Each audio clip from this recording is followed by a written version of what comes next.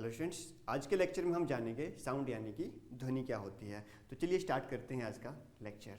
देखिए स्टूडेंट, जब भी हम यहाँ पे साउंड की बात करेंगे तो साउंड से पहले हमें एक बात का पता होना चाहिए, दैट इज़ वेव्स, यानी कि तरंगें क्या होती है। तो यदि हम वेव्स की बात करें तो waves are the disturbance in medium which carry energy. मतलब जो तरंगें होती है वो किसी माध्यम में एक विक्षोभ होती है जो ऊर्जा का वहन करती है, यानी कि एनर्जी को कैरी करती हैं। उन्हें हम क्या बोलते हैं? वेव्स कहते हैं। और यदि हम वेव्स की बात करें तो जो वेव्स होती हैं वो दो तरह की होती हैं। एक हमारे पास होती है मैकेनिकल वेव और दूसरी हमारे पास होती है इलेक्ट्रोमैग्नेटिक वेव। एक हमारे पास मैकेनिकल वेव्स होती है जिनको हम यांत्रिक तरंगें कहते हैं, और जो दूसरी होती है दीज आर इलेक्ट्रोमैग्नेटिक वेव, यानी कि नॉन मैकेनिकल वेव में भी हम इसको बोलते हैं। नॉन मैकेनिकल वेव उसमें कौन आ जाएगी? Electromagnetic waves. इलेक्ट्रोमैग्नेटिक वेव्स का मतलब क्या हुआ? वैद्युत चुंबकीय।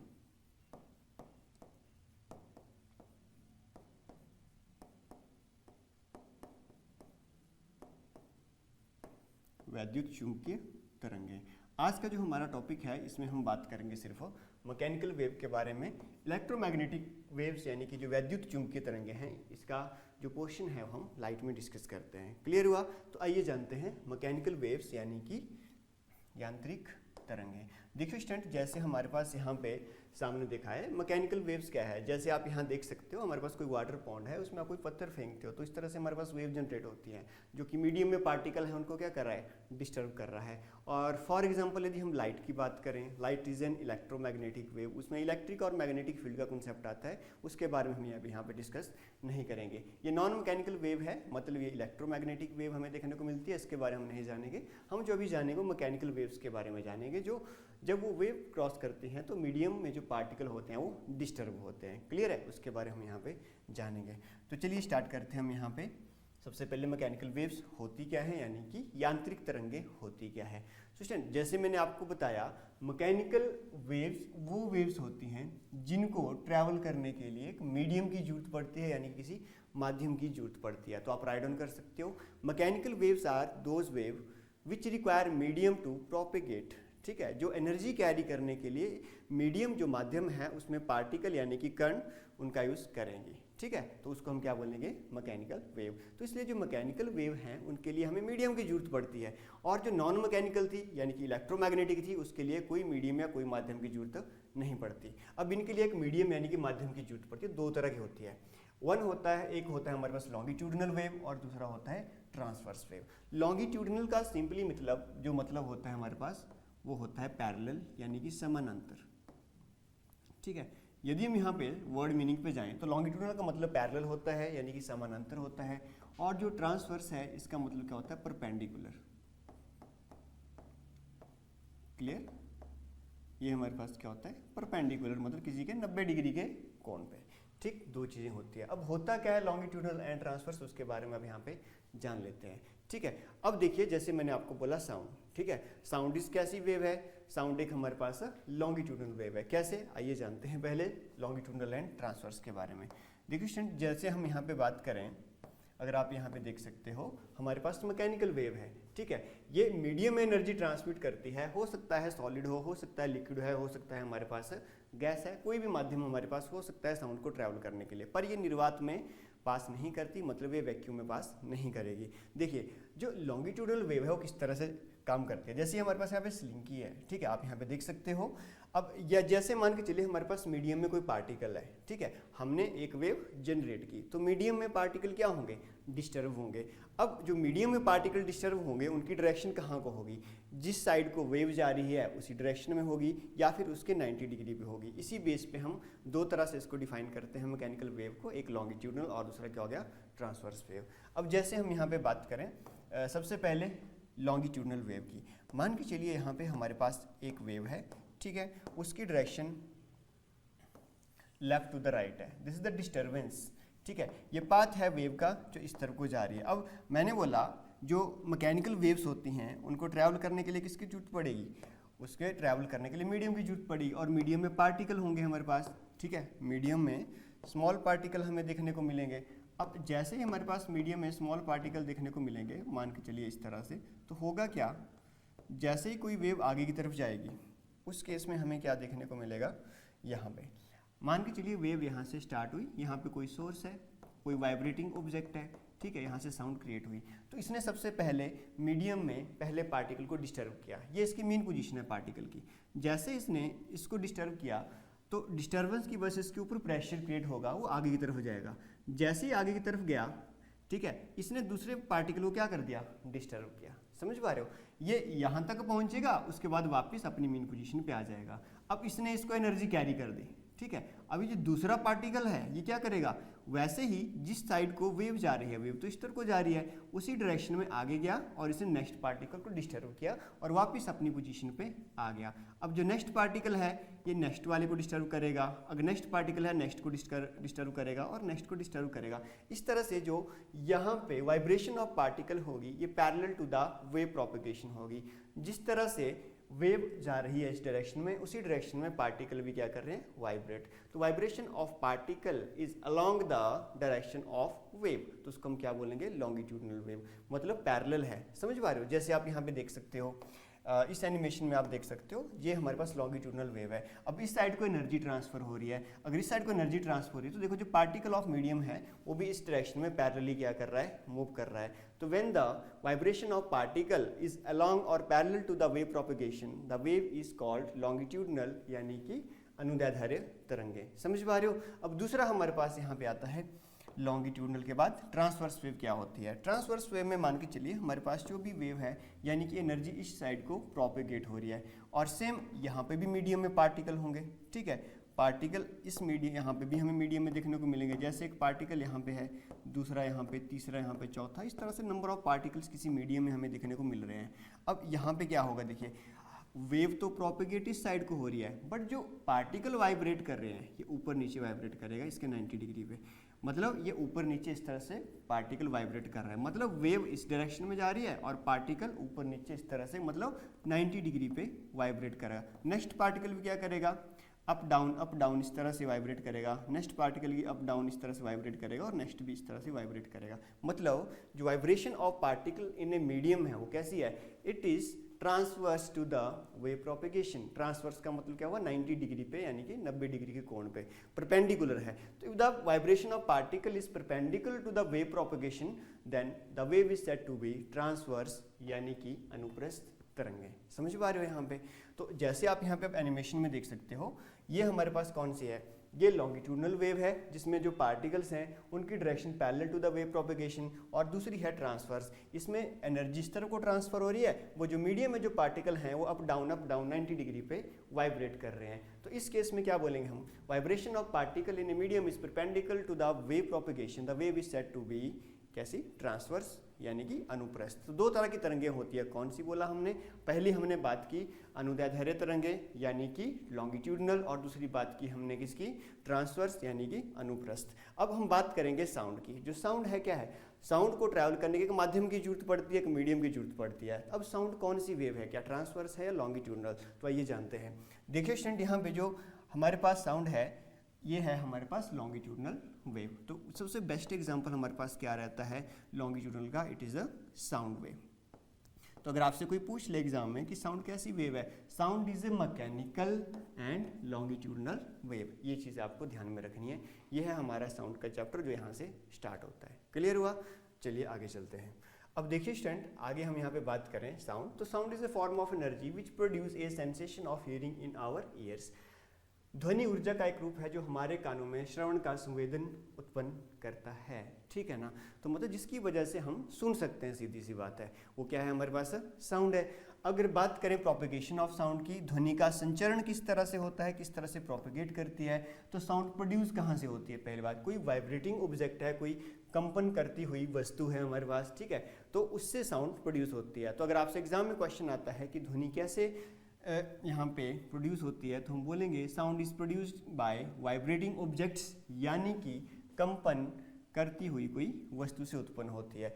ठीक है। और जैसे सब्सटेंस जिसमें से होकर साउंड ट्रैवल करती है, ट्रांसमिट करती है, उसको हम मीडियम बोलते हैं, यानी कि माध्यम बोलते हैं। क्लियर। कोई भी ऐसा पदार्थ हो सकता है, द्रव्य या पदार्थ, जिसमें से होकर ध्वनि संचरित होती है, उसे क्या कहेंगे हम? माध्यम कहेंगे, यानी कि मीडियम कहते हैं। समझ गए? वो सॉलिड हो सकता है, ठोस हो सकता है, लिक्विड हो सकता है, द्रव हो सकता है, कोई गैस हो सकती है। क्लियर हुआ? पर जो साउंड है वो निर्वात यानी कि वैक्यूम में से पास नहीं करती, इस चीज़ को ध्यान में रखना। ठीक है, इसको राइट डाउन कर लीजिए। नेक्स्ट हमारे पास स्टूडेंट यहाँ पे आता है, जैसे मैंने बोला कि साउंड कैसे प्रोड्यूस होती है। साउंड प्रोड्यूस होती है बाय वाइब्रेटिंग ऑब्जेक्ट्स। यदि हम अपनी ही बात करें, जैसे मैं अभी बोल रहा हूँ, तो हमारे जो गला है, ठीक है, यहाँ पे एक साउंड बॉक्स होगा, एक वॉइस बॉक्स होगा। ठीक है, वॉइस बॉक्स होगा, या फिर इसको हम क्या बोलेंगे? लाइनेक्स बोलते हैं। तो एग्जाम में ये भी क्वेश्चन आपके सामने पूछा जा सकता है कि हमारे बॉडी में साउंड कहाँ से प्रोड्यूस होती है। तो your answer will be in human the sound is produced by the voice box, यानी कि लायरिंक्स। आप हिंदी में बोल सकते हो ध्वनि वाक यंत्र या फिर कंठ लायरिंक्स से उत्पन्न होती है। क्लियर हुआ? इस तरह से आपको ध्यान देना है। क्लियर? इस चीज़ को आप ध्यान दीजिए। ये लायरिंक्स है, यानी कि ये हमारे पास वॉइस बॉक्स है। आपने सिर्फ इतना ही जाना कि मनुष्यों में किस तरह से ध्वनि उत्पन्न होती है। नेक्स्ट हमारे पास आता है यहाँ पे स्पीड ऑफ साउंड। देखिए, ध्वनि अलग अलग माध्यम में अलग तरह से संचरित करती है, अलग अलग उसकी स्पीड होती है। सॉलिड में सबसे ज़्यादा होती है, लिक्विड में उससे कम होती है, और गैसेस में उससे भी कम होती है। ये चीज़ आपको ध्यान में रखनी है। ठीक, सबसे ज़्यादा जो साउंड होगी वो कहाँ पे होगी? सॉलिड में होगी। सॉलिड यानी कि ठोस में होगी, उसके बाद लिक्विड में होगी, और उसके बाद किस में होगी? गैस में होगी। तो सबसे ज़्यादा जो speed of sound it is in solid, सबसे कम कहाँ पे होगी? गैस, और वैक्यूम में से पास नहीं करती। अब यहाँ पे हमारे पास एक चार्ट है, speed of sound in different medium, अलग अलग माध्यम में 25 डिग्री सेल्सियस पे टेम्परेचर है। तो यहाँ से एग्जाम में क्वेश्चन देखने को मिल सकता है कि आरोही या अवरोही क्रम में साउंड की स्पीड को आप यहाँ पे बता सकते हैं। ठीक है, इंक्रीजिंग या डिक्रीजिंग ऑर्डर में। तो आप यहाँ पे राइट डाउन कर लीजिए। सॉलिड की बात करें तो हो सकता है आपको कोई 4 सॉलिड दे दिया जाए और आपको पूछ लिया जाए कि सबसे ज़्यादा स्पीड ऑफ साउंड किस में है, ठीक है, या सबसे कम किस में है। हो सकता है सॉलिड, लिक्विड, गैस में से कोई एक ऑप्शन उठा ले और स्पीड ऑफ साउंड को घटते क्रम में यानी कि अवरोही क्रम में आपको बोल दिया जाए करने के लिए, ऐसा हो सकता है। तो जैसे साउंड है सबसे ज़्यादा कहाँ पे है? एल्यूमिनियम में, फिर निकल, फिर स्टील, आयरन, ब्रास, ग्लास। फिर लिक्विड की बात करते हैं, लिक्विड में जो सी वाटर होता है उसमें ज़्यादा है, फिर डिस्टिल्ड वाटर है, इथेनॉल हो गया, मिथेनॉल हो गया। गैसेज में सबसे ज़्यादा हाइड्रोजन है, फिर हीलियम है, एयर है, ऑक्सीजन है, सल्फर डाइऑक्साइड है। समझ गए? तो यहाँ से भी आपको क्वेश्चन देखने को मिल सकता है। जो एनसीईआरटी में आपको डायरेक्टली टेबल दिए होते हैं ना, और जहाँ पे कुछ वैल्यू होती है, जहाँ कोई चीज़ आरोही या अवरोही, इंक्रीजिंग या डिक्रीजिंग ऑर्डर में पूछा जाता है, वहाँ से जनरली क्वेश्चन आने के चांसेस बहुत ज़्यादा होती है, संभावना बहुत ज़्यादा होती है। ठीक है, तो इस टेबल को आप यहाँ पे राइट डाउन कर लीजिए, एग्जाम के लिए बहुत इंपॉर्टेंट है साउंड से। ठीक है, इसको राइट डाउन कर लीजिए। नेक्स्ट हमारे पास यहाँ पे स्टूडेंट आता है, दैट इज, जैसे मैंने आपको बताया, ठीक है, कि टेम्परेचर का कोई इफेक्ट होता है साउंड पे कि नहीं होता। हाँ जी स्टूडेंट, टेम्परेचर का इफेक्ट होता है। जैसे ही टेम्परेचर बढ़ता है तो उसके साथ स्पीड ऑफ साउंड भी क्या होती है? बढ़ती है। इस चीज़ को ध्यान देना कि in any medium as will increase the temperature the speed of sound will increase.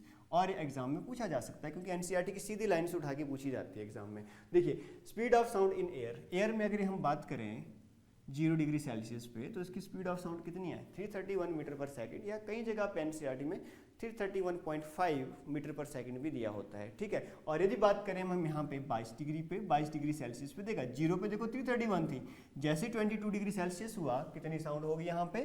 344 होगी। तो मतलब टेम्परेचर के साथ साउंड क्या हुई? बढ़ी, उसकी स्पीड बढ़ी। ठीक है, आपको हो सकता है यहाँ पे 0 डिग्री पे उसकी वैल्यू डायरेक्टली पूछ ली जाती है। ठीक है, तो यहाँ पे आपको ये चीज़ें याद रखनी है कि 0 डिग्री पे 331, या फिर कई जगह पे 331.5 डिग्री सेल्सियस लिखा है, और 22 पे कितनी है? 344 मीटर पर सेकंड। स्पीड के बारे में अभी हमने जान लिया कि सॉलिड में सबसे ज़्यादा, लिक्विड में उससे कम, और गैस में उससे कम हमें देखने को मिलता है। क्लियर हुआ? चलते हैं हम नेक्स्ट हिंट हमारे पास आता है। देखिए, साउंड की कुछ कैरेक्टरिस्टिक्स के बारे में। ठीक है, जैसे यहाँ पे बात हो रही है कि distance between 2 consecutive compression and 2 consecutive rarefaction is called wavelength. मतलब 2 क्रमागत संपीड़नों और क्रमागत विरलनों के बीच की दूरी तरंग दैर्ध्य कहलाती है। अब ये है क्या?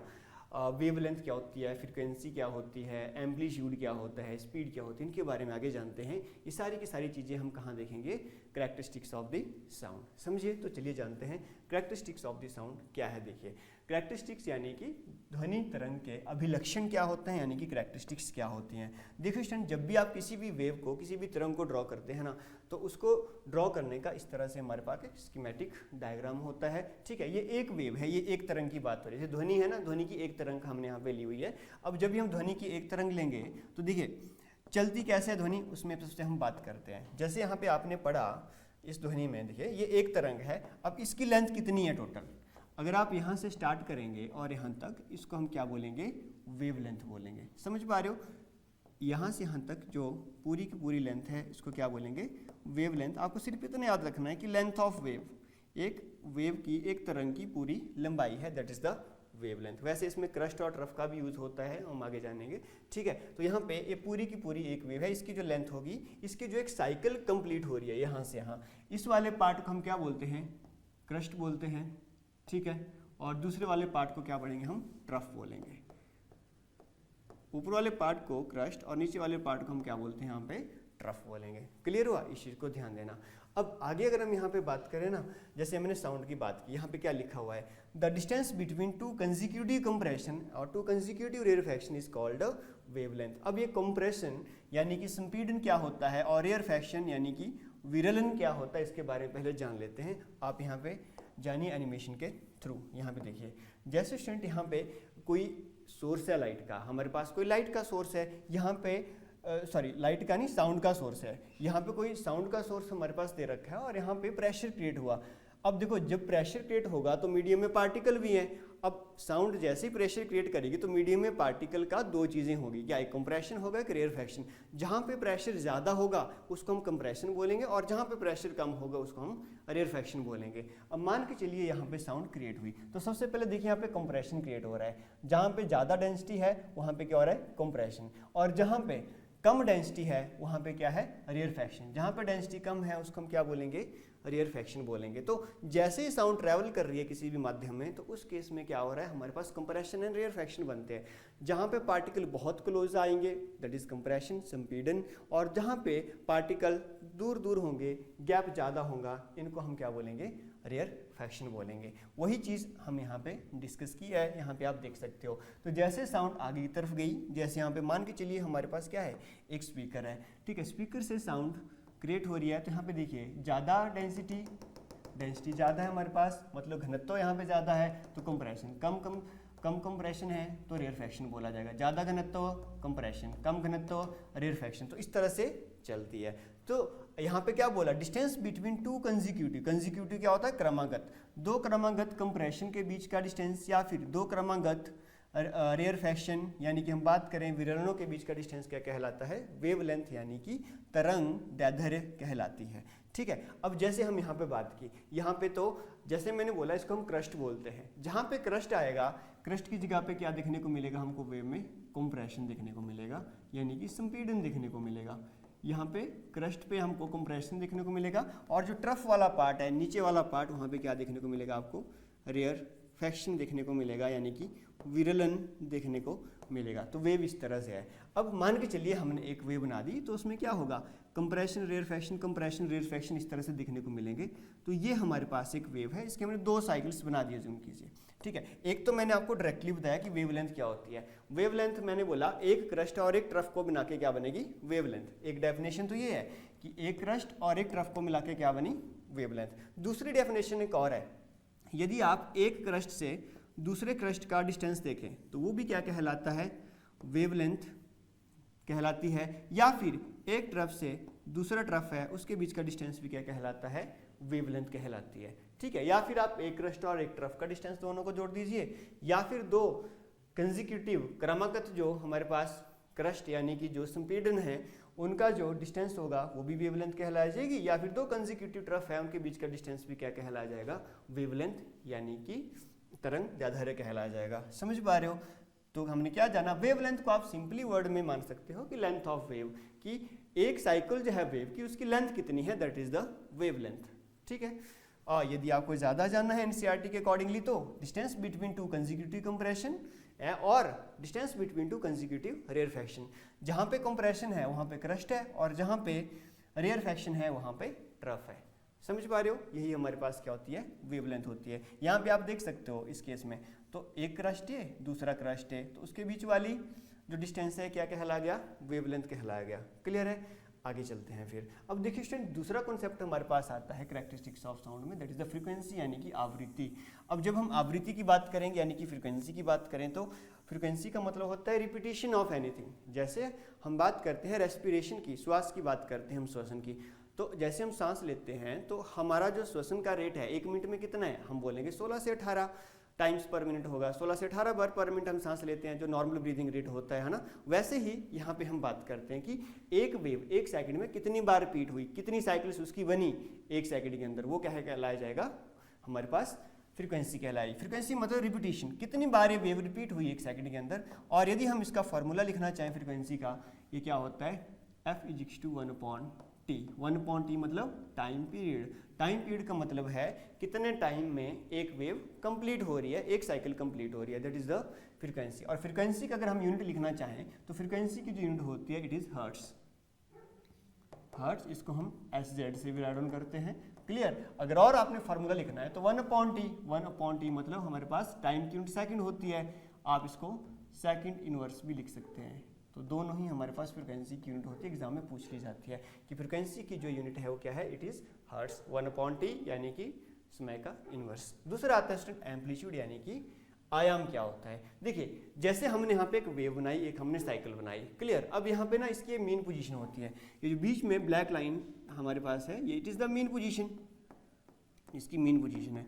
अब यहाँ से डिस्टर्बेंस कितने हद तक जा रही है, ये मेन पोजीशन से मैक्सिमम डिस्टर्बेंस कितनी है इस साइड को, इसका डिस्टेंस, या फिर इस मेन पोजीशन से ट्रफ की तरफ कितनी डिस्टर्बेंस है, क्रस्ट की तरफ मैक्सिमम डिस्टर्बेंस कितनी हुई, और इस मेन पोजीशन से ट्रफ की तरफ कितनी डिस्टर्बेंस हुई, इसी को हम क्या बोलेंगे, एम्पलीट्यूड यानी कि आयाम क्या होता है। क्लियर हुआ, इतना सा ध्यान देना। मतलब जो पार्टिकल है मीडियम में उनकी कोई मेन पोजीशन होगी, अब उनकी मेन पोजीशन से वो कितनी दूरी तक जाएंगे, इस एक साइड की और दूसरी साइड को भी, दैट इज द एम्पलीट्यूड। जैसे हम यहाँ पे एनिमेशन के थ्रू देखें यहाँ पे एम्पलीट्यूड क्या है, अगर आप यहाँ पे चेक करेंगे, देखिए मान के चलिए मेरे पास यहाँ पे कोई मीडियम में पार्टिकल है, तो अपनी मेन पोजीशन से जब वो वाइब्रेट होगा लेफ्ट राइट में, या फिर जब वो अपनी मेन पोजीशन से वाइब्रेट होगा अप और डाउन, तो कितने डिस्टेंस तक जाएगा, ये इसकी मेन पोजीशन है। इस मेन पोजीशन से अप या डाउन डायरेक्शन में कितना जा रहा है, वही आयाम यानी कि एम्पलीट्यूड कहलाया जाता है। समझ गए। अब स्पीड के बारे में हमने बात की, स्पीड तो कितना डिस्टेंस कितने टाइम में ट्रैवल करता है वो स्पीड होती है। ये आता है हमारे पास कैरेक्टरिस्टिक्स ऑफ द साउंड। समझ गए। चलते हैं अब आगे चलते हैं। नेक्स्ट हमारे पास स्टूडेंट यहाँ पे बात करते हैं लाउडनेस एंड पिच क्या होती है। ठीक है। अब अगर हमने बात की ना स्टूडेंट, मैंने बोला फ्रीक्वेंसी क्या है, फ्रीक्वेंसी का मतलब कितनी वेव्स 1 सेकंड के अंदर रिपीट हो रही है, वही क्या होता है, फ्रीक्वेंसी होता है। अब बात करें लाउडनेस, लाउडनेस का मतलब होता है प्रबलता। ठीक है, कितने जोर से कोई पर्सन बोल रहा है, दैट इज लाउडनेस। अगर आपसे कोई पूछे कि लाउडनेस किसके ऊपर डिपेंड करती है, कितनी ज़्यादा लाउडनेस होगी, हम बोलेंगे जितना ज़्यादा एम्पलीट्यूड होगा। किसी साउंड वेव का जितना ज़्यादा एम्पलीट्यूड, जितना ज़्यादा आयाम होगा, उतनी ही उसकी क्या होगी, लाउडनेस होगी यानी कि प्रबलता होगी। तो लाउडनेस किसके ऊपर डिपेंड की, एम्पलीट्यूड के ऊपर। ये चीज़ आप राइट डाउन कर लीजिए। और जो फ्रीक्वेंसी है, जैसे मैंने आपको फ्रीक्वेंसी की बात की, मान के चलिए हमारे पास यहाँ पे कोई वेव है। ठीक है, हमारे पास एक टाइम दे रखा है 1 सेकंड, मान के चलिए 1 सेकंड हमारे पास है। एक वेव है जो 1 सेकंड में एक ही साइकिल कंप्लीट की। अब एक दूसरी वेव है, उसने 1 सेकंड में 2 साइकिल कंप्लीट की। एक तीसरी वेव है, उसने 1 सेकंड में बहुत सारी साइकिल कंप्लीट कर दी। तो मैंने बोला सबसे ज़्यादा रिपीट कौन वेव हुई, ये फर्स्ट वेव हमारे पास आ गई, ये सेकंड वाली आ गई और ये थर्ड वाली आ गई। तो 1 सेकंड में जो सबसे ज़्यादा रिपीट हुई वो कौन है, वो थर्ड वाली हुई। तो हम बोलेंगे जो तीसरी वेव है इसकी जो फ्रीक्वेंसी है, इसकी जो आवृत्ति है वो सबसे ज़्यादा है। फ्रीक्वेंसी का मतलब होता है 1 सेकंड के अंदर कितनी बार रिपीट हो रही है कोई वेव। तो इन तीनों में सबसे ज़्यादा फ्रीक्वेंसी किसकी हुई, थर्ड वाले की। अब जैसे हम बात करते हैं पिच की, अब पिच क्या होता है, पिच यानी कि तारत्व क्या होता है। तारत्व पिच जो है वो फ्रीक्वेंसी के ऊपर डिपेंड करती है। मतलब किसी पर्सन की आवाज़ कितनी तीखी है, ठीक है, वो पिच को बताती है। और उतनी तीखी आवाज़ होगी जितनी ज़्यादा किसी की फ्रीक्वेंसी होगी। समझ पा रहे हो। तो जो छोटे बच्चे होते हैं यानी या फिर जो महिलाएं होती है, उनकी जो फ्रीक्वेंसी होती है मेल के मुकाबले क्या होती है, ज़्यादा होती है। तो उनकी जो वॉइस होती है थोड़ी सी तीखी देखने को मिलती है। ठीक है। तो the frequency determine the shrillness और पिच। सीधी सी बात, जैसे मैंने बात की कि आवृत्ति ध्वनि की तीक्ष्णता यानी कि तीखापन को बताती है। ठीक है, इस चीज़ को ध्यान में रखना। यदि कंपन की आवृत्ति अधिक है, जैसे फ्रीक्वेंसी अधिक है, तो हम क्या बोलेंगे, higher the frequency we can say that the sound is shrill and has higher pitch. यदि फ्रीक्वेंसी कम है तो इसका मतलब जो साउंड है यानी जो ध्वनि है उसका तरत्व यानी कि पिच क्या है, कम है। तो लाउडनेस किसके ऊपर डिपेंड की, लाउडनेस डिपेंड करता है एम्पलीट्यूड पे, आयाम पे, और जो पिच है वो किसके ऊपर डिपेंड करती है, वो फ्रीक्वेंसी के ऊपर डिपेंड करती है यानी कि आवृत्ति के ऊपर निर्भर होती है। इस चीज़ को राइट डाउन कर लेना, एग्जाम में पूछा जा सकता है। ठीक है, आगे चलते हैं। नेक्स्ट पॉइंट हमारे पास आता है, यहाँ पे अगर बात करें लाउडनेस को किस में मेजर करते हैं। जो लाउडनेस होती है, ठीक है, यानी प्रबलता होती है ध्वनि की, उसको हम किस तरह से मेजर करते हैं, उसकी यूनिट क्या है, उसकी जो यूनिट होती है स्टूडेंट वो होती है डेसिबल। और ये भी एग्जाम में क्वेश्चन पूछा जा सकता है direct. Loudness of sound is proportional to the square of amplitude. ठीक है, किसके प्रोपोर्शनल होता है, स्क्वायर के। मैंने अभी बताया कि जो लाउडनेस होती है वो एम्पलीट्यूड के ऊपर डिपेंड करती है, पर कैसे, स्क्वायर ऑफ एम्पलीट्यूड। तो आप ऐसा लिख सकते हैं कि जो लाउडनेस होगी it is proportional to square of amplitude. Loudness is directly proportional to square of amplitude।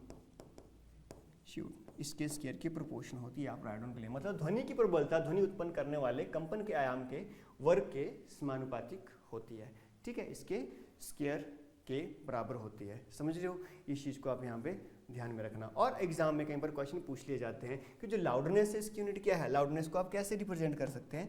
तो जो लाउडनेस है स्टूडेंट उसको हम रिप्रेजेंट करते हैं डेसिबल में। ठीक है, तो आप यहाँ पे राइट डाउन कर सकते हैं, loudness is expressed in a unit called decibel, जिसको हम स्मॉल dB से रिप्रेजेंट करते हैं डेसिबल से। एग्जाम में काफ़ी टाइम क्वेश्चन देखने को मिलता है हमें।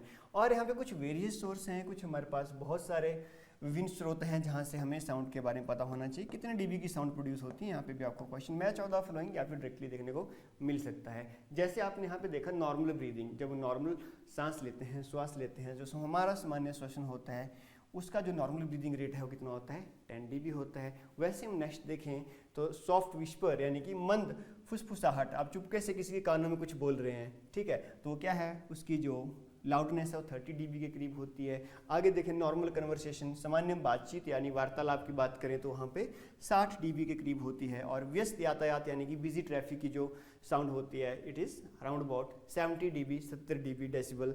एवरेज फैक्ट्री की साउंड 80 dB। और ये एग्जाम में एक और क्वेश्चन हमके देखने को मिल सकता है कि बताइए above 80 dB the noise become physically painful. और यहाँ से क्वेश्चन देखने को मिल सकता है कि नॉइस क्या है, कितने dB के ऊपर नॉइस होता है। तो हम बोलेंगे 80 dB के ऊपर जो हमारे पास कोई भी लाउडनेस होगी, कोई भी ध्वनि की प्रबलता होगी वो नॉइस क्रिएट करेगी। ठीक है, इस चीज़ को आपको ध्यान में रखना। क्लियर, वो शोर मचाता है।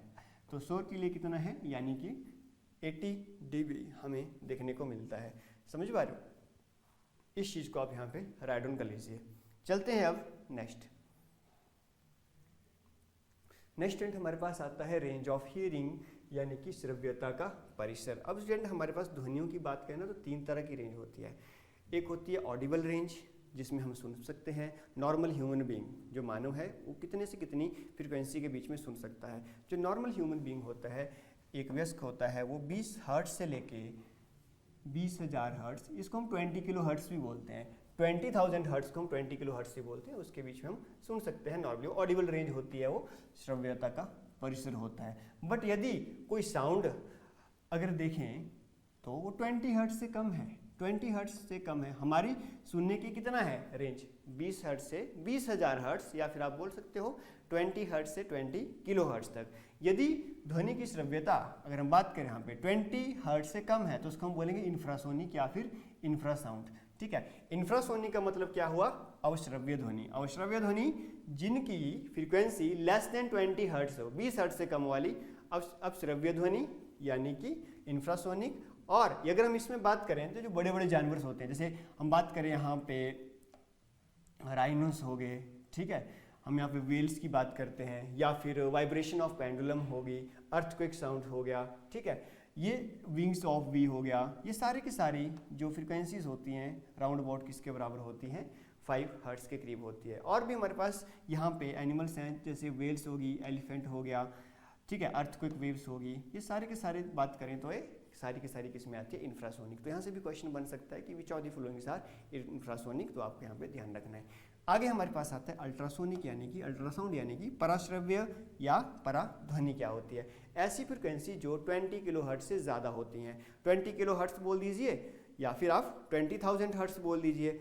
जिनकी फ्रिक्वेंसी 20,000 हर्ट्ज या फिर 20 किलोहर्ट्ज से ज़्यादा होती है वो अल्ट्रासाउंड्स होती हैं। जैसे डॉल्फिन होगी, बैट्स होगी, पॉर्पॉइस हो गया, मोथ्स हो गए, ठीक है, ये रैट हो गए, ये सारी की सारी कौन सी ध्वनियाँ प्रोड्यूस करते हैं? ये सारी की सारी अल्ट्रासाउंड प्रोड्यूस करते हैं। समझ पा रहे हो? यहाँ से क्वेश्चन देखने को मिल सकता है। तो हमने क्या जाना, 20 हर्ट्ज से कम इंफ्रासोनिक, 20 हर्ट्ज से 20 किलो हर्ट्ज तक हमारे पास ऑडिबल रेंज जिसमें हम सुन सकते हैं, और 20 किलो हर्ट्ज यानी कि 20,000 हर्ट्ज से ज़्यादा किसमें आ गई? अल्ट्रासाउंड्स यानी कि अल्ट्रासोनिक, जिनको हम क्या बोलते हैं? पराश्रव्य ध्वनि बोलते हैं। इसको भी आप यहाँ पे राइट डाउन कर लीजिए विद एग्जाम्पल। नेक्स्ट स्टेट हमारे पास यहाँ पे आता है, जैसे मैंने आपको बताया ध्वनि के बारे में। अब यहाँ पे कुछ चीज़ें हैं जो आपको पूछी जा सकती है, ठीक, जैसे कि हम कितने तक सुन सकते हैं? 20,000 हर्ट्ज तक ही सुन सकते हैं। पर जो डॉग है वो अल्ट्रासोनिक भी सुन सकता है। और दूसरी बात, the police use the high frequency whistles which dogs can hear but humans can not. तो पुलिस जो होते हैं उनके पास कुछ ऐसी विसिल्स होती हैं जिनकी फ्रिक्वेंसी 20 किलो हर्ट्ज से ज़्यादा होती है, जिनको सिर्फ डॉग ही सुन पाते हैं, उसमें नॉर्मल ह्यूमन बीइंग नहीं सुन पाती। तो यहाँ से भी क्वेश्चन बनने के चांसेस हैं आपके पास, ठीक है ना, यहाँ से भी आप देख सकते हैं। चलते हैं आगे। अल्ट्रासाउंड का जो यूज़ है स्टूडेंट, वो आगे जाके इन्वेस्टिगेशन और मेडिकल प्रॉब्लम्स में भी यूज़ होता है, डायग्नोसिस में। जैसे हम अल्ट्रासाउंड देखते हैं, अल्ट्रासाउंड क्या है? It is also ultrasonic wave. अब कोई मटेरियल वगैरह है, उसमें कोई क्रैक आ जाता है बिल्डिंग्स वगैरह में, वहाँ पे भी हम अल्ट्रासाउंड का यूज़ करते हैं। या फिर कोई बिल्डिंग है उसमें क्रैक है, तो मैंने क्या बोला? अल्ट्रासाउंड का यूज़ करेंगे। या फिर किसी कोई इक्विपमेंट है जहाँ पे टच करना इम्पॉसिबल होता है, या फिर बहुत ही डेलिकेट से एलिमेंट्स लगे होते हैं, तो उनको क्लियर करने, साफ करने का काम भी किसका यूज़ होता है? अल्ट्रासाउंड का। और जो बैट्स होती हैं यानी कि चमगादड़ होती हैं, वो भी अपना प्रे यानी कि जो शिकार होता है उसको के लिए भी किसका यूज़ करती हैं? अल्ट्रासोनिक यानी कि अल्ट्रासाउंड का यूज़ करती हैं। समझ गए? इस चीज़ को ध्यान में रखना। आगे चलते हैं। अब देखिए स्टूडेंट, हमारे पास नेक्स्ट टॉपिक है नॉइस एंड म्यूजिक दोनों क्या होते हैं। देखिए स्टूडेंट, यदि हम यहाँ पे बात करें नॉइस की, तो कुछ ऐसी साउंड्स होती हैं जो अनप्लीजेंट होती है। अनप्लीजेंट का मतलब अप्रिय ध्वनियाँ, उनको हम क्या बोलेंगे? नॉइस। और ऐसी साउंड जो विच कैन यू इंजॉय, ठीक है, you enjoy sounds from the musical instrument, वो क्या कहलाई जाएगी? म्यूजिकल साउंड कहलाई जाएगी। सिंपल सी बात। म्यूजिक क्या होता है? एक प्लीजेंट साउंड जिसको आप इंजॉय कर सकते हैं, म्यूजिकल इंस्ट्रूमेंट से निकलती है। और जो नॉइस होता वो क्या होता है? एक अनप्लीजेंट साउंड्स होती है। इस तरह से आप देख सकते हैं। जैसे कोई क्लासरूम है, बहुत सारे स्टूडेंट एक दूसरे से बात कर रहे हैं, वो क्या है? वो नॉइस कहलाया जाएगा। एग्जाम में ऐसा क्वेश्चन पूछा जा सकता है कि if all the students speak together what would the sound produce be called? क्या साउंड कहला जाएगी, म्यूजिक कहला जाएगा, या फिर कुछ और कहला जाएगा? तो उसको हम क्या बोलेंगे? नॉइस कहला जाएंगे। और कोई हारमोनियम प्ले कर रहा है, ठीक है, कोई म्यूजिकल इंस्ट्रूमेंट प्ले कर रहा है, तो उसको हम क्या बोलेंगे? म्यूजिकल साउंड बोलेंगे। यही हमारे पास क्या है? नॉइस एंड म्यूजिक में डिफरेंस। आगे चलते हैं। नेक्स्ट हमारे पास यहाँ पे जैसे हमने यहाँ पे बात की पुलिस वाले की, तो हमने यहाँ पे कर लिया था। चलिए आगे चलते हैं। नेक्स्ट आता है इको यानी कि प्रतिध्वनि क्या होता है। अगर हम इको की बात करें, इको स्टैंड होता है रिफ्लेक्शन ऑफ साउंड। जैसे लाइट है, लाइट में रिफ्लेक्शन होता है, लाइट का परावर्तन होता है, वैसे ही साउंड का भी क्या होता है? परावर्तन होता है, उसमें भी इको आती है। जैसे मान के चलिए हमारे पास कोई ऑब्जेक्ट है, यहाँ पे एक पर्सन, यहाँ पे स्पीकर है, और यहाँ पे बहुत बड़ा कोई ऑब्स्टेकल है, कोई यहाँ पे माउंटेन है। जैसे आप कहीं ट्रैकिंग पे जाते हैं और माउंटेन के सामने जोर से आवाज़ लगाते हैं, तो कुछ टाइम बाद आपको अपनी आवाज़ रिपीटेडली सुनाई देती है। वही क्या कहलाता है? इको कहलाता है। मतलब आप बोलेंगे it is the reflection of sound, ध्वनि का परावर्तन ही क्या कहलाया जाएगा? इको यानी कि प्रतिध्वनि कहलाई जाती है। क्लियर है? इस चीज़ को ध्यान में रखना। अब कुछ इंपॉर्टेंट पॉइंट हैं जो हमको एग्जाम के लिए जरूरी हो जाते हैं। जैसे मैंने आपको बोला इको कब सुनाई देगी, पहली बात तो इसके बारे में, और डिस्टेंस कितना होना चाहिए आप में और ऑब्स्टेकल में कि आपको अपनी इको सुनाई दे। तो सबसे पहले आप देखिए, sensation of sound persist in our brain for about 0.1 second. सीधी सी बात यहाँ पे क्या है? हमारे मस्तिष्क में ध्वनि का संवेदन लगभग 0.1 सेकंड तक होता है। मतलब ये है कि जब तक आपने कोई चीज़ बोली, ठीक है, और कोई पर्सन उसको सुन रहा है, तो उस ध्वनि का जो परिसंचरण हो रहा है, उसको सुन पा रहा है, उसकी जो परसिस्टेंस है 0.1 तक हमारे ब्रेन में बनी रहती है। समझ पाए? जैसे आपने कोई चीज़ सुनी, तो उसका हमारे दिमाग में कब तक बना रहना? 0.1 सेकेंड तक। अब यहाँ पे देखिए, to hear the distinct echo the time interval between original sound and the reflected one will be at least 0.1 second. मतलब यदि आपने कुछ चीज़ बोली और इसकी इको सुनाई दी तो उसके बीच में मिनिमम डिस्टेंस कितना होना चाहिए, 0.1 सेकंड। क्यों? यदि 0.1 सेकंड से कम हुआ तो इसका मतलब क्या हुआ, पहले जो चीज़ आपने सुनी मान के चलिए उसकी तो आपके पास ब्रेन में परसिस्टेंस बनी हुई है। अब जैसे 0.1 सेकंड के अंदर कोई साउंड आ गई तो हमारा ब्रेन उसको डिस्टिंग्विश नहीं कर सकता, उसको हम अलग तरीके से नहीं डिफ्रेंशिएट कर सकते। तो इसलिए मिनिमम जो हमारे पास टाइम होना चाहिए इको सुनने के लिए कितना होना चाहिए, 0.1 सेकंड का होना चाहिए। आगे चलते हैं। अगर हम मान के चलिए हमारे पास एयर है 22 डिग्री सेल्सियस पे, तो मैंने आपको पीछे बताया कि एयर जो है यानी कि हवा है उसकी स्पीड कितनी होती है 22 डिग्री सेल्सियस पे, जो कि 344 मीटर पर सेकंड होती है। ठीक है, अब मान के चलिए हम यहाँ पे कोई चीज़ बोल रहे हैं और सामने ऑब्स्टेकल है, तो वहाँ से इको कब सुनाई देगी, कितने डिस्टेंस के बाद सुनाई देगी। तो उसके लिए मिनिमम डिस्टेंस कितना चाहिए, 17.2 metre according to NCERT lines. ठीक है, हो सकता है आपके पास एग्जाम में 16.5 से लेके 17.5 मीटर के बीच में आ जाए, वो भी सही रहेगा यदि आपको रेंज दे रखी है। पर ये जो 17.2 वैल्यू है ना मीटर, ये 22 डिग्री सेल्सियस पे है, जब स्पीड ऑफ साउंड कितनी होती है 344 मीटर पर सेकंड हमें देखने को मिलती है। The minimum distance of the obstacle from the source of the sound will be 17.2 at which temperature 22 degree Celsius पे। समझ गए? तो स्पष्ट प्रतिध्वनि सुनने के लिए अवरोधक की ध्वनि स्रोत से न्यूनतम दूरी कितनी होनी चाहिए, 17.2 मीटर, कब, 22 डिग्री सेल्सियस के।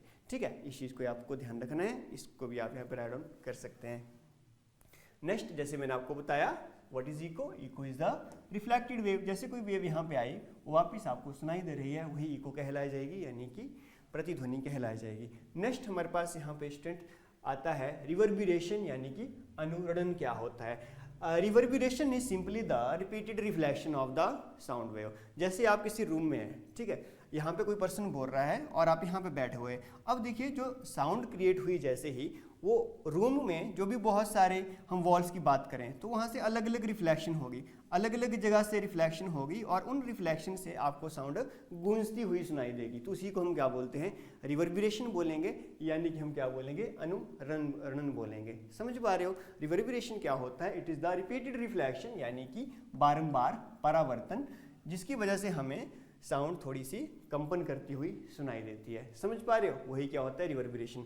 और जो रिवर्बिरेशन है उसको कम करने के लिए हम किसका यूज़ करते हैं, ऑडिटोरियम में आपने देखा होगा कि जो ऑडिटोरियम होते हैं, जो सभा भवन होते हैं खासकर, उनमें साउंड एब्जॉर्बेंट मटेरियल लगाते हैं, जैसे कि फाइबर हो गया, रफ प्लास्टर हो गया। ठीक है, इस तरह से हम यूज़ करते हैं, खुरदरे प्लास्टर का यूज़ करते हैं हम वहाँ पे। ठीक, इस चीज़ को आपको ध्यान रखना है। रिवर्बिरेशन पूछा जा सकता है कि रिपीटेड रिफ्लेक्शन क्या कहलाती है, it is known as the reverberation. समझ गए? इसको आप राइट डाउन कर सकते हैं।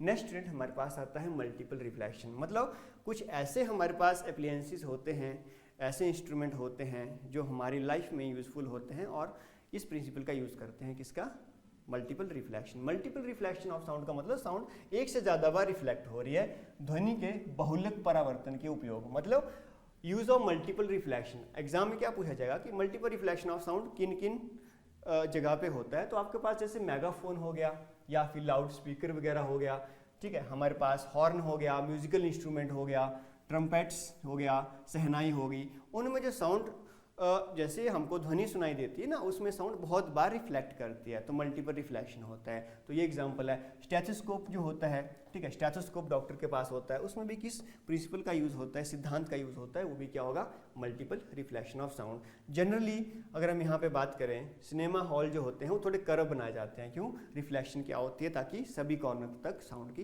पहुँच जाए। क्लियर? तो यहाँ पे आपसे पूछा जा सकता है कि मल्टीपल रिफ्लेक्शन ऑफ साउंड के जो एग्जाम्पल है वो कहाँ कहाँ पे हो सकते हैं, आप यहाँ पे इनको राइट डाउन कर सकते हैं। चाहे कॉन्सर्ट हॉल हो गया, चाहे कॉन्फ्रेंस हॉल हो गया, सिनेमा हॉल हो गया, इनके जो देखा होगा आपने, इनकी जो सीलिंग होती है उनको जनरली कर्व किया होता है, ताकि जब कोई पर्सन बोल रहा है तो साउंड रिफ्लेक्ट होके सारे के सारे रूम में पहुंच जाए, ताकि मल्टीपल रिफ्लेक्शन हो सके। क्लियर? इनको आप राइट डाउन कर लीजिए। नेक्स्ट आता है स्टूडेंट हमारे पास ध्वनि प्रदूषण, नॉइस पोल्यूशन क्या होता है। तो प्रेजेंस ऑफ एक्सेसिव और unwanted sound in the environment simply पता है, जो हमारे पास वातावरण में अत्यधिक अवांछित ध्वनियाँ होती हैं उनको हम क्या बोलते हैं, ध्वनि प्रदूषण होते हैं। ठीक है, किसकी वजह से हो सकता है, मेजर कॉज क्या है, साउंड ऑफ व्हीकल्स हो गया, वाहनों की ध्वनि। आगे बात करें एक्सप्लोजन, जो विस्फोट होते हैं, इंक्लूडिंग बर्स्टिंग ऑफ क्रैकर, पटाखों का फूटना, मशीन हो गया, लाउड स्पीकर हो गया, टेलीविज़न, ट्रांजिस्टर्स, रेडियो हो गया, टेलीविज़न हो गया, अगर इसको हाई वॉल्यूम पे लगाएंगे, कुछ किचन एप्लियंसेस भी होते हैं, ठीक है ना। रसोई में कुछ ऐसा सामान भी होता है जो नॉइस क्रिएट करता है। कूलर्स हो गया, एयर कंडीशनर्स यानी कि वातानुकूल हो गया। वातानुकूल मतलब एयर कंडीशनर, जिसको हम एसी बोलते हैं। ये सारे के सारे क्या प्रोड्यूस करते हैं, साउंड प्रोड्यूस करते हैं। कुछ मेजर कॉज हैं, तो अगर आपसे एग्जाम में पूछा जाता है कि मेजर जो हमारे पास कॉज है नॉइस पोल्यूशन के, तो आपको एनसीईआरटी से ही पूछा जाएगा, ठीक है। तो उनमें से ये एग्जाम्पल दिए होंगे, तो आपको याद रखने हैं, ठीक। आगे चलते हैं। नेक्स्ट हमारे पास आता है मेजर टू लिमिट द जो नॉइस पोल्यूशन है उसको किस तरह से हम लिमिट कर सकते हैं। जैसे कि आपको बोल दिया कि कोई व्हीकल्स है उसमें साइलेंसर लगाना, ठीक है। साइलेंसर यानी कि क्या हो गया हमारे पास, रवशामक युक्तियाँ, मतलब होता है साइलेंसर लगाना चाहिए ताकि ज़्यादा आवाज़ ना आए, ठीक है। Noisy operation must be conducted away from the residential area, ठीक है। जो ध्वनि उत्पन्न करने वाले क्रियाकलाप होते हैं वो आवासीय क्षेत्रों से क्या होने चाहिए, दूर संचालन होना चाहिए उनका। आगे इसका बात करें, यहाँ पे इंडस्ट्रीज़ को दूर रखना चाहिए, दूर दराज के इलाकों में होनी चाहिए। यूज़ ऑफ ऑटोमोबाइल हॉर्न जो कि मिनिमाइज्ड होने चाहिए, ज़्यादा हॉर्न तीखे नहीं होने चाहिए, ठीक है। TV music system low volume पे हमें चलाने चाहिए, ठीक। ट्रीज मस्ट बी प्लांटेड, जो भी रोड और बिल्डिंग्स हैं उनके नज़दीक ट्री हमें लगाने चाहिए ताकि वो साउंड को अच्छी तरह से क्या करते हैं, अब्जॉर्व करते हैं और उससे ध्वनि का प्रदूषण नहीं होता, ठीक है। ये चीज़ हमारे पास कुछ यहाँ पे एग्जाम्पल थे, समझ गए। अब आगे आता है स्टूडेंट हमारे पास ह्यूमन ईयर। यहाँ से क्वेश्चन क्या बनता है ह्यूमन ईयर से कि सबसे छोटी हड्डी कौन सी होती है हमारे बॉडी में। तो सबसे छोटी जो हड्डी होती है दैट इज द स्टेपिस। यदि हम ह्यूमन ईयर की बात करें तो जो हमारा ह्यूमन ईयर है वो 3 पार्ट में डिवाइड होता है। एक आउटर ईयर, बाह्य कर्ण जिसको बोलते हैं, मिडल ईयर, मध्यम कर्ण, मध्य कान, और एक आंतरिक कर्ण यानी कि इनर ईयर। जो बाहर वाला पार्ट है ना जो हमें दिखाई देता है इस तरह से, ये इसको पिन्ना बोलते हैं। ये वाला जो पार्ट हमें दिखाई देता है कान का बाहर वाला, इसको हम क्या बोलेंगे, पिन्ना। उसके अंदर कोई ऑडिटरी कैनाल होती है, ऑडिटरी कैनाल और ईयर ड्रम, ये किसके पार्ट है, आउटर ईयर के। और जो हमारे पास मध्य कर्ण होता है उसमें ईयर ऑसिकल्स जो हड्डियाँ होती हैं ना, मैलियस हो गया, इनकस हो गया एंड स्टैपिस हो गया, ये तीनों कहाँ पे होती है, ये मिडल ईयर में होती है। और जो ध्वनि को सुनने का काम होता है ना जनरली वो इन्हीं का ही होता है, मिडल ईयर में होता है। तो अगर आपसे कोई पूछ ले ईयर ऑसिकल्स, कान की जो हड्डियाँ होती हैं ईयर के कौन से पार्ट में होती है, जिनका नाम क्या है, मैलियस, इनकस एंड स्टैपिस। जो स्टैपिस होती है ये सबसे स्मॉलेस्ट बोन होती है हमारे, smallest bone in human body, सबसे छोटी बोन होती है, समझ पा रहे हो। मैलियस का काम होता है हैमर, जैसे साउंड आई हैमर का काम होता है हथौड़ा, हथौड़ा मारना उस तरह से।